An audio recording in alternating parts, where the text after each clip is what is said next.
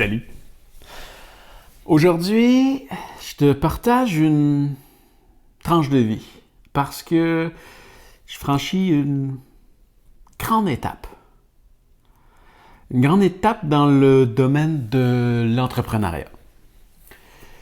Et en fait, j'étais chez mon notaire tantôt, puis il m'a posé une question, puis ça m'a amené à cette réflexion-là que je te parle aujourd'hui.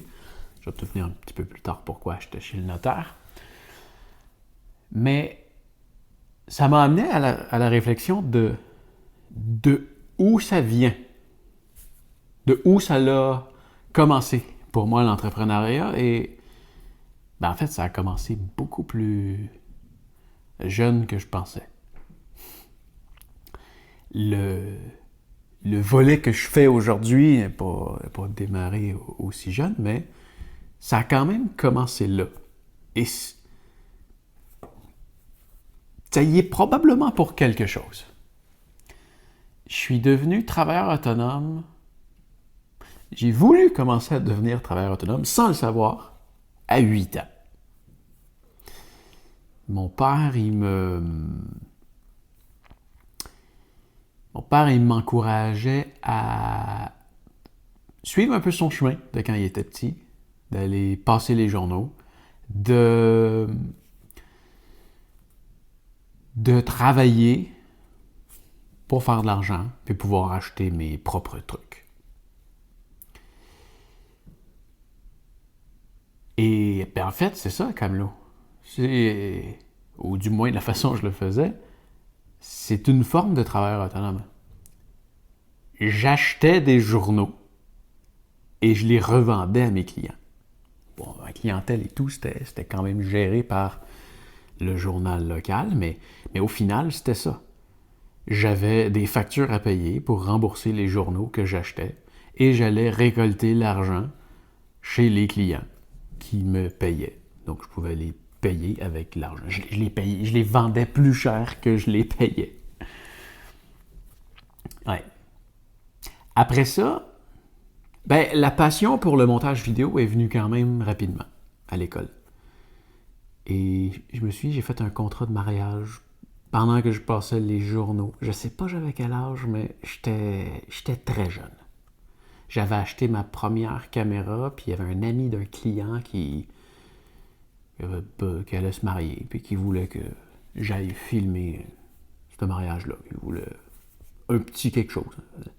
Assurément, j'ai pas dû livrer le meilleur contenu vidéo de ma vie. Mais bon, ça y a fait quelque chose, assurément que ça y a fait un souvenir. Et probablement qu'à l'époque, j'avais déjà commencé ma petite compagnie que j'avais appelée Souvenirs numériques. Et cette entreprise-là, qui n'a jamais été enregistrée officiellement ou quoi que ce soit, j'ai fait des vidéos pour l'école. J'ai fait tout ce qui était présentation de gala et tout, c'était toujours moi qui faisais les vidéos de présentation pour ça.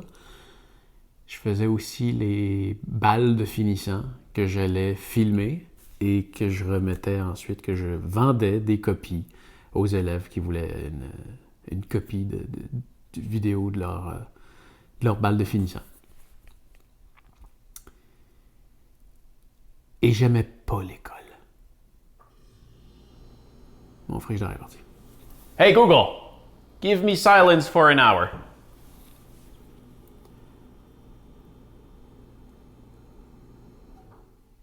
Voilà. C'est des trucs que je fais pendant que je me filme. Donc, qu'est-ce que je disais? Bon, je vendais des DVD, des DVD aux élèves. Je pense que je vendais ça 10$. Et oui, c'est ça, je détestais l'école.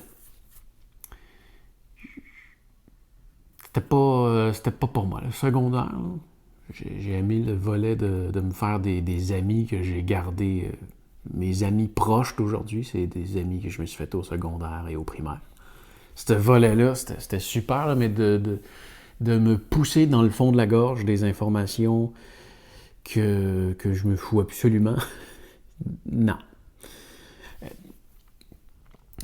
À un point tel qu'à un moment donné, j'ai pensé lâcher l'école et je faisais déjà ces petites vidéos-là comme ça. Je me dis, je pourrais faire du montage vidéo pour des gens. Finalement, c'est pas le chemin que j'ai pris. J'ai terminé l'école, je suis tombé dans le domaine de l'emploi, de salarié. Et finalement, j'ai été poursuivre mes études en montage vidéo au collège. Probablement 1 an ou 2 après le secondaire, j'imagine. Et là, j'ai tripé sur l'école.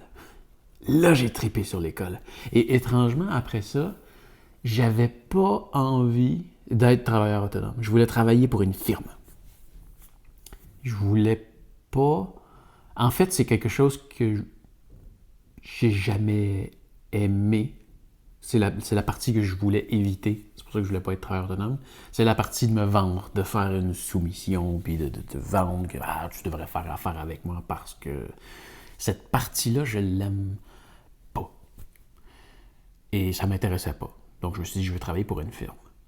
Finalement, j'ai été salarié pendant quelques années et j'ai fait des petits jobs comme ça sur le on the side. Que j'ai toujours aimé. Et que tu vois, dans le fond, c'est tous des jobs que j'ai pas vraiment eu à aller me vendre. C'est des gens qui sont venus me voir puis qui m'ont demandé si je pouvais faire ça pour eux. Fait qu'à ce moment-là, je n'ai pas besoin de me vendre. Voici mes tarifs. Ça te tente-tu qu'on fasse affaire ensemble? Oui. Let's go!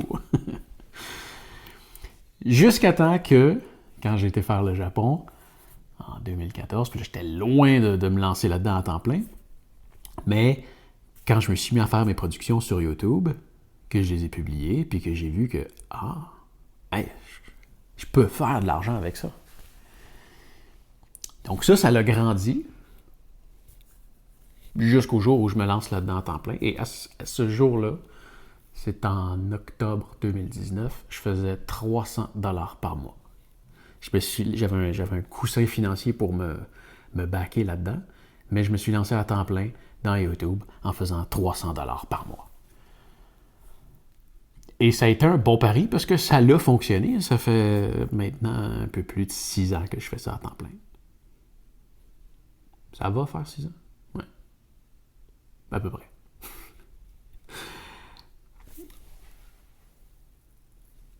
Et au travers de ça, finalement, j'ai des clients qui m'ont approché. Mon ancien employeur est devenu mon plus gros client. Ce qui est quand même intéressant. J'en ai d'autres qui sont arrivés par après. C'est du bouche à oreille. Je fais maintenant de la narration avec des contrats sur Fiverr. Et c'est tous des gens qui... En fait, j'ai pas à faire la partie que j'aime pas. Les gens viennent me voir, ils me demandent si je peux faire quelque chose pour eux. Voici mes tarifs. Oui, parfait, on fait affaire ensemble. Bingo, ça marche. C'est absolument génial. C'est absolument génial d'être son propre patron. C'est probablement pas pour tout le monde. Ça prend une certaine rigueur, discipline. Mais c'est trippant de pouvoir quand même choisir ses clients. Tu sais, je me souviens que quand j'étais employé puis qu'on m'envoyait chez du monde, je me disais pourquoi on fait affaire avec lui? Pourquoi est-ce qu'on l'a comme client? Il est désagréable. Si c'était mon entreprise, je ne ferais pas affaire avec cette personne-là. Et là, j'ai le choix. c'est ma business. Et en fait, cette business-là, j'ai sauté des étapes. C'est là que la réflexion avec le notaire tantôt m'a amené. Elle est partie quand? Elle est partie quand j'étais au collège. Mon professeur, qui est le meilleur professeur que j'ai eu de tout, c'était un... non, on va dire les trucs comme il faut. Il enseignait la matière qui me passionne, c'est sûr que ça l'aide, mais c'était un excellent professeur. Un jour, il m'a offert une job. Pas un truc à temps plein ou quoi que ce soit, mais un truc d'une soirée. Finalement, ça s'est reproduit une deuxième fois. Mais il m'avait dit,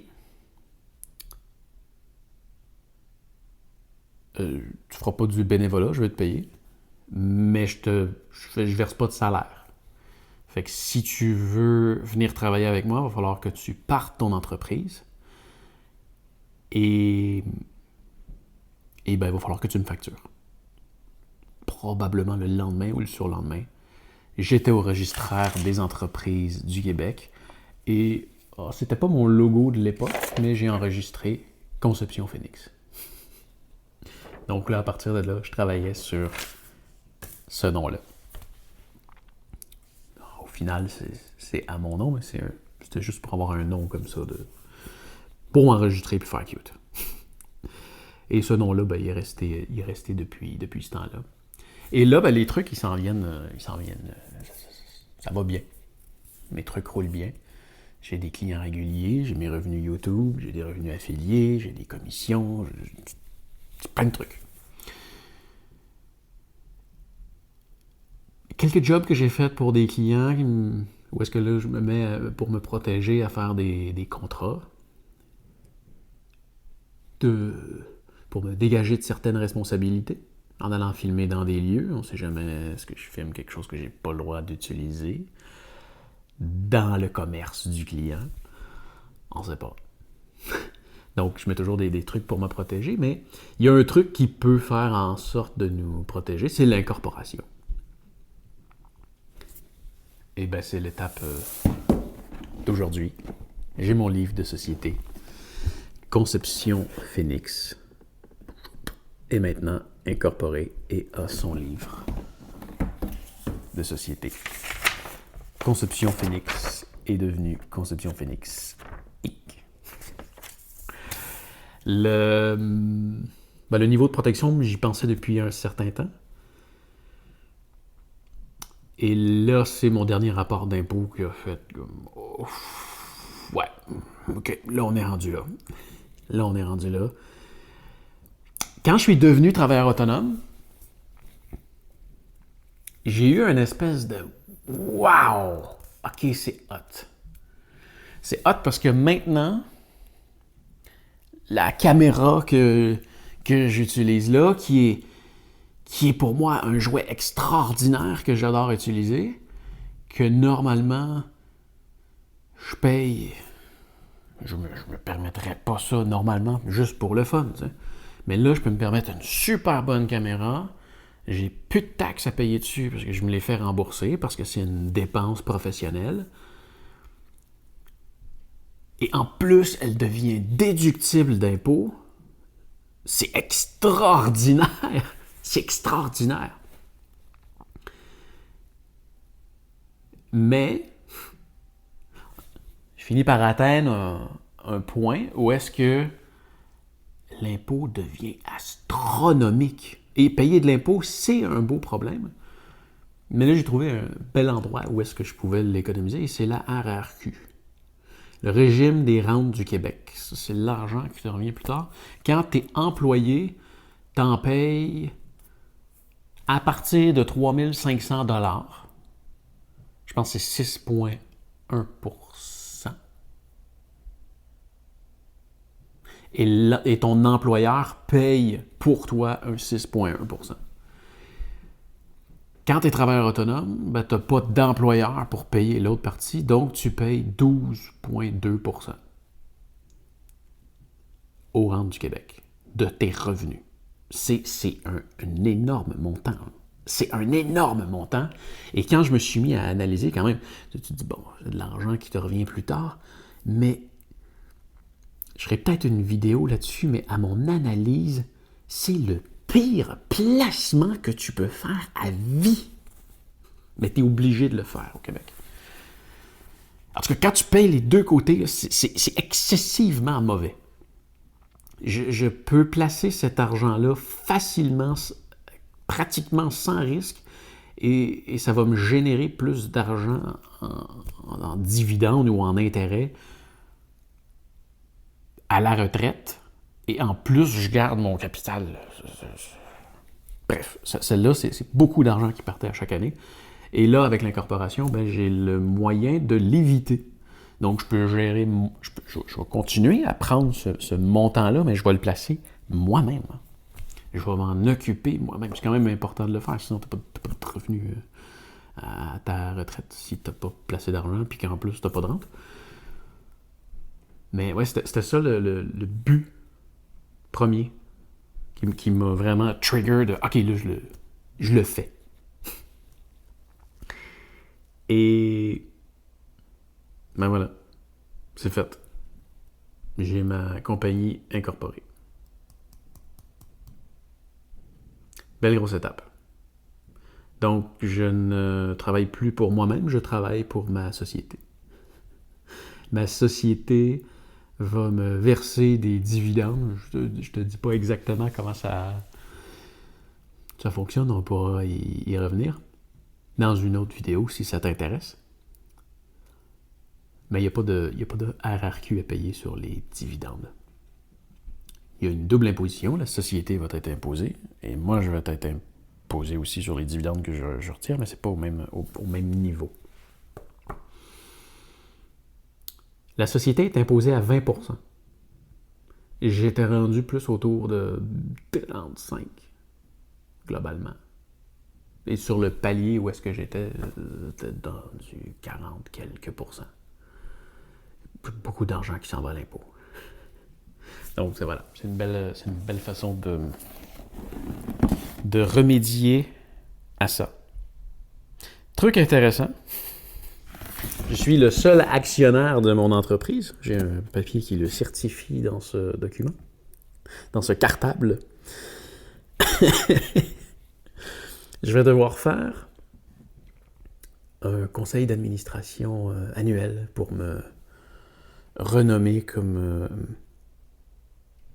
comment ça s'appelle? Je vais devoir me renommer comme administrateur. Donc, je vais voter pour moi à chaque année. Mais tout ça pour dire, si jamais tu as des envies de faire des trucs pour toi, ben ça coûte rien de commencer. Tu peux faire ça on the side, tester le marché, voir si ça marche. Tu peux commencer à avoir des clients peut-être qui vont te revenir jusqu'à temps que tu te dises, ben peut-être que si je me lance à temps plein, je peux vivre de ça à temps plein. Et c'est vraiment hot de gérer ton horaire comme tu veux. Ah, je travaille la nuit. Je me couche vers 3 heures, je me lève vers 11 heures minuit. C'est le cycle dans lequel je suis confortable. Puis je vis bien, je suis plus productif la nuit. Regarde, mes temps sont fermés. Clairement, il est 23h10. Je me filme là. Après ça, je vais souper. Après ça, je vais écouter un petit épisode sur YouTube en soupant. Puis après ça, je vais aller faire du montage sur mon ordinateur. Oui, ça vient avec de la comptabilité, ça vient avec un paquet de trucs. Mais si tu as envie de découvrir des nouveaux défis. Tu vois, l'incorporation, c'est un truc... En fait, ça fait longtemps que j'y pense. Mais c'est un truc qui me faisait peur. J'avais peur de me lancer là-dedans. C'est des nouveaux défis, des trucs avec le gouvernement, une imposition plus difficile. Il va falloir que je fasse affaire avec un comptable. Parce qu'avant, je faisais toute ma comptabilité moi-même. Bon, je vais y préparer ma comptabilité parce que j'aime ça la faire, ma comptabilité, mais je ne pourrais pas la finir. Il va falloir que je donne ça à un comptable qui va me coûter de l'argent, moins que l'impôt que je vais sauver. Mais c'est tout. Si t'aimes les défis, c'est d'en relever à tous les jours, mais à chaque fois que tu relèves des défis, ben, tu grandis, tu apprends des affaires, tu deviens à l'aise là-dedans, puis à un moment donné, ben, tu fais juste naviguer dans quelque chose que tu connais, puis tu cherches des nouveaux défis. En fait, voilà, depuis que je suis là-dedans, j'ai jamais eu à chercher un client. J'ai que eu des clients qui sont venus vers moi parce qu'ils savent ce que je fais. L'autre jour, j'ai eu un client qui m'a écrit suite à une vidéo que j'ai faite que peut-être je vais lui donner de la formation prochainement. Danny avec l'Islande, c'est commencé comme ça. Danny, il m'a écrit parce que il voulait un cours de pilotage de drone. Donc, j'ai commencé à y donner des cours de pilotage de drone. Après ça, j'ai donné des cours de pilotage pas de pilotage, de montage vidéo. Et après ça, ben, ça a cliqué et on est parti faire l'Islande. Ouais. Bref, empêche-toi pas de faire des projets fous comme ça si t'es tanné de faire du 9 à 5, de travailler pour la même business, puis sans dénigrer ça du tout. Il y a quand même un truc génial dans le fait de travailler pour une entreprise, juste pour la tranquillité d'esprit que t'as pas à t'inquiéter de ton revenu de la semaine prochaine. C'est tout le temps le même, ça rentre tout le temps, c'est stable. Il y a des mois que... Il y a un mois, je peux faire 12 000 piastres. Puis le prochain, 3 000. c'est pas stable. J'ai un crash de revenus en janvier à chaque année parce que la fin d'année est excellente et le début de l'année, ben, ça roule moins. Faut que tu sois prêt à vivre avec des trucs comme ça. Mais c'est un truc absolument génial. Voilà. C'était une vidéo totalement improvisée. J'espère que ça va avoir donné quelque chose de bien. Si tu as des questions, tu peux m'écrire dans les commentaires. Si ça t'a inspiré quelque chose, tant mieux. Et sur ce, on se revoit dans une autre vidéo bientôt. Fais attention à toi. Salut!